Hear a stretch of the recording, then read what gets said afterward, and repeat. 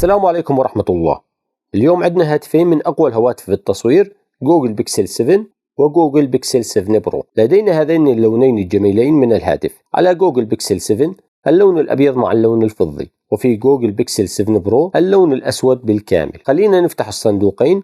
لدينا الآن الأجهزة بهذا التصميم الجميل والأنيق، وأيضا لدينا أدابتر تحويل من USB إلى USB-C، وأيضا كابل USB-C من الطرفين، وأيضا دبوس سيم كارد، وهذا الكتيب التعليم الصغير. طبعا بالنسبة للطلب المسبق، عندما تطلب هاتف جوجل بيكسل 7 ستحصل على سماعات بيكسل بوتس برو مجانا، وبالنسبة لجوجل بيكسل 7 برو فإن الساعة ستكون موجودة مجانا مع الهاتف. تصميم الهاتفين هو مشابه لتصميم هاتفي العام السابق مع بعض الاختلافات البسيطة. لو وضعنا هاتف جوجل بيكسل 6 أمام هاتف جوجل بيكسل 7 نلاحظ أن الإطار المحيط بالكاميرات أقل قليلا من هاتف جوجل بيكسل 6، ولدينا الآن إطار معدني، بينما في هاتف بيكسل 6 فلديه إطار من الزجاج. أما من الناحية الأمامية أيضا هما متشابهان مع ثقب في منتصف الشاشة، ولكن الإطار المحيط بالهاتف هذه المرة أقل من العام السابق. وبالنسبة لهاتف 6 برو مقابل هاتف 7 برو أيضا الإطار من المعدن اللامع في 7 برو، ولدينا 3 كاميرات أيضا، ولكن تم تحديث تصميم مكانها. ومن الأمام فهما متشابهان جدا، فالحوافية نفسها تقريبا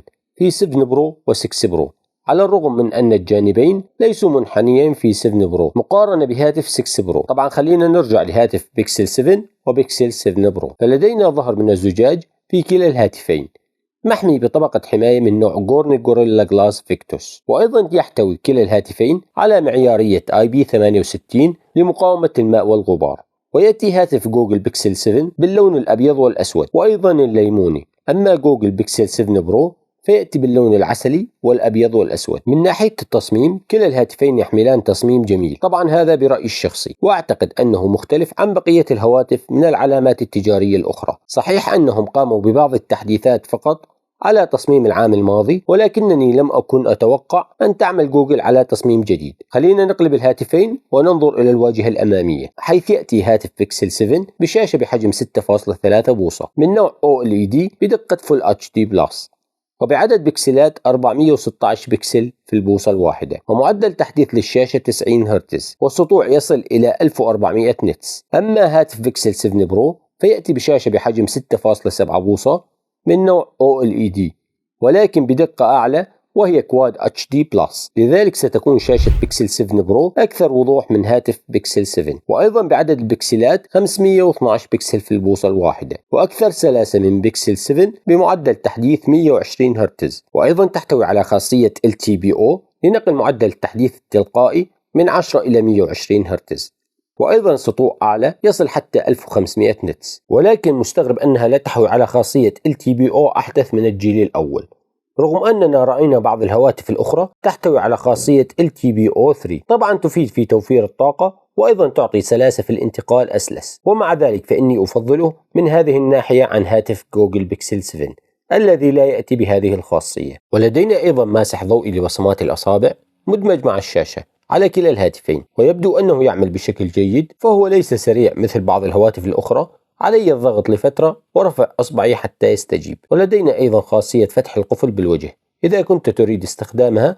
أنا شخصيا لن أعتمد عليها لأنها الكاميرا الوحيدة الموجودة هنا بدون وجود أي مستشعرات خاصة. والآن وصلنا إلى أهم نقطة في هواتف بيكسل، وهي الكاميرات. بالنسبة للكاميرا الأمامية فهما متطابقين، فلدينا كاميرتين بحجم 10.8 ميجا بكسل في كلا الهاتفين، تحوي على تركيز ثابت وليس لدينا تركيز تلقائي. فالكثير من الأجهزة المنافسة لديه ضبط تلقائي للصورة في الواجهة الأمامية، بالرغم من أنني معجب بصور كاميرا السيلفي. وللتذكير فقط كنت أعمل على مقارنة بين كاميرات هاتف آيفون 14 برو ماكس مع هاتف جوجل بيكسل 7 برو، والتي ستكون قريبا على القناة، لذلك لا تنسى الاشتراك بالقناة والضغط على زر الجرس. أما بالنسبة للكاميرات الخلفية فالكاميرا الرئيسية هي نفسها في كلا الهاتفين، فهي تأتي بدقة 50 ميجا بكسل بالإضافة إلى تثبيت إلكتروني للصورة، كما أنها تحوي على تركيز تلقائي للكاميرا فائق السرعة أوتو فوكس. أما بالنسبة لكاميرات الزاوية العريضة ألترا وايد فهي 12 ميجا بكسل في كلا الهاتفين، ولكنهما مختلفين في زاوية التصوير. ففي بيكسل 7 برو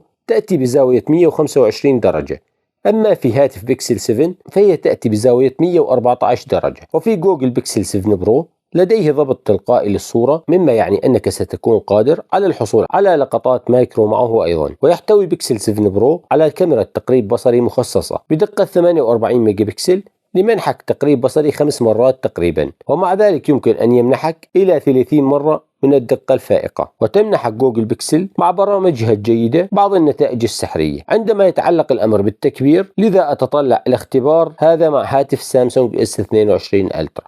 وبعض الأشياء التي تحدثت عنها جوجل وهو النمط الحقيقي، وهي واحدة من الأشياء التي تستخدم الذكاء الاصطناعي للحصول على درجة ألوان بشرة أكثر دقة. وقد قاموا أيضا بتحسين خاصية ماجيك إيرسا. هذا هو المكان الذي سنذهب إليه. سأقوم بإزالة الأشخاص من الزاوية الخلفية. وهناك ميزة أيضا مثيرة، وهي إذا التقطت صورة وكانت ضبابية فستعمل هذه الميزة على تعديل هذه الصورة وتصفيتها. وما يثير اهتمامي أكثر وهو تصوير الفيديو بدقة 4K 60 إطار في الثانية، لذلك يبدو تصوير الفيديو جيد جدا، وأيضا فيه سلاسة ممتازة، ولكن ليس لديه خاصية ضبابية سينمائية أو كما يطلق عليها سينماماتيك بلور، وأعتقد أن هذا سيأتي في تحديث قادم. وسيكون لدينا أيضا فيديو 10 بت HDR. الآن الشيء المهم هو أن جوجل كانت تعمل مع تطبيقات سناب شات وتيك توك ويوتيوب لتتمكن من تصوير فيديو بدقة HDR، هذا لأنه تقليديا على هاتف ذكي يعمل بنظام أندرويد إذا قمت بتصوير فيديو بدقة HDR فلا يمكن استخدامه في العديد من الأماكن على عكس هواتف آيفون. أما عن التخزين فلدينا رامات بحجم 12 جيجا بايت في جوجل بيكسل 7 برو من نوعية LPDDR5، وذاكرة تخزين داخلية 128 و256 و512 جيجا بايت من نوعية UFS 3.1. أما هاتف جوجل بيكسل 7 فلديه رامات بحجم 8 جيجا بايت وذاكرة تخزين داخلية 128 أو 256 جيجا بايت. والآن إلى المعالج، وهو التطوير عن معالج السنة الماضية من جوجل، وهو جوجل تنسور G2. قد لا يكون هذا المعالج هو الأعلى بالمعايير بالمقارنة مع المعالجات الأخرى، ولكن الأمر بالنسبة لجوجل يتعلق بالأجهزة والبرامج والجمع فيما بينها، على الرغم من أني لدي الكثير من الأخطاء على هاتفي السابق بيكسل 6 و6 برو، لذلك آمل أن لا يكون هذا مع جوجل 7 وجوجل 7 برو. وبالحديث عن البرامج فسيأتي هذا الهاتف مع أحدث إصدار من أندرويد، وهو أندرويد 13 مع 5 سنوات من تحديثات الأمان. وبالنسبة لاختبار بنش مارك 5 فقد حصل هاتف بيكسل 7 برو على 1054 نقطة في اختبار النواة الواحدة، و3033 نقطة لاختبار الأنوية المتعددة. وفي اختبار بنش مارك انتوتو فقد حصل هاتف بيكسل 7 برو على أكثر من 754 ألف نقطة. وفي اختبار الاختناق الحراري بعد 15 دقيقة اختبار نلاحظ أنه لا يوجد أي اختناق حراري في هذا الهاتف. وفي اختبارات الألعاب فلعبة كول اوف ديوتي يمكنك تشغيلها على جرافيك لاو والفريم ريت على ألترا. وأيضا لدينا مكبرات صوت ستيريو، وهناك واحدة في سماعة الرأس والأخرى في الأسفل، وهي مكبرات صوت حقيقية تعمل بأداء ممتاز. وبالنسبة للبطارية فإن بيكسل 7 برو بالطبع يحتوي على بطارية أكبر 5000 ملي أمبير مقارنة مع هاتف بيكسل 7 الذي يحتوي على بطارية بحجم 4360 ملي أمبير. ومع ذلك كلاهما يحتوي على شاحن بقدرة 23 واط، وهي ليست الأسرع في هذا الوقت، ولكن يمكنك أيضا الحصول على شحن لاسلكي 20 واط. والخبر السار هو أن هذه الهواتف تبدأ بنفس السعر الذي بدأت به هواتف بيكسل 6 من العام الماضي، لذا فإن هاتف جوجل بيكسل 7 سيبدأ عند $600 تقريبا لنسخة 128 جيجا بايت. أما هاتف 7 برو فيبدأ من $900 تقريبا لنسخة 128 جيجا بايت. وفي نهاية هذا الفيديو وكل فيديو سبحانك اللهم وبحمدك أشهد أن لا إله إلا أنت أستغفرك وأتوب إليك. إذا عندك أي سؤال حابب تسألني يا ريت تكتب لي أسفل بالتعليقات، وما تنسى تشترك بالقناة وتفعل الجرس. والسلام عليكم ورحمة الله.